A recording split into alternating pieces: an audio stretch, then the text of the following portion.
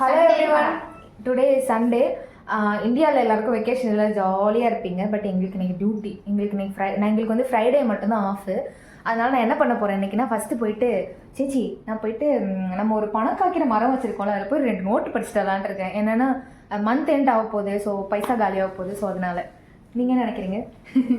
ഇപ്പൊ നിങ്ങൾ വിചാരിക്കുന്നുണ്ടാവും ഇവിടെ എന്തിനാ ഇങ്ങനെ പൈസന്റെ മരം ഉണ്ടോ എന്ന് പറഞ്ഞിട്ട്. നാട്ടിലുള്ളവർക്ക് ഒരു വിചാരാണ് ഇവിടെ എന്തോ ചെടി നെട്ടി വെച്ചിട്ടുണ്ട്, ഇങ്ങനെ പറിച്ച് കൊടുക്കുകയോ വേണ്ടൂന്ന്. ഇവിടെ ഞങ്ങള് എന്താ പറയുക, മന്ത് എൻഡ് ആവുമ്പോ ഗുബൂസ് വെച്ച് അഡ്ജസ്റ്റ് ആക്കി ജീവിക്കല. എന്നിട്ട് അവരുടെ വിചാരോ അവർ നല്ല ബിരിയാണി, ഷവർമ എന്താ പറയുക, ചില്ലി ചിക്കൻ ഇങ്ങനെല്ലാം തിന്നുക. ഞങ്ങളിവിടെ குப்பூஸ்னு ஒரு கறியும் வச்சுட்டு அட்ஜஸ்ட் ஆக்குவா.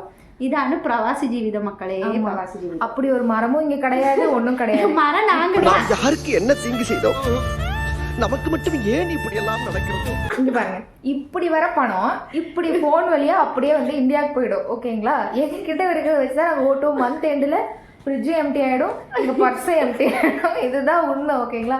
இனிமேல் அப்படி யாரும் கேட்கக்கூடாது. Okay okay.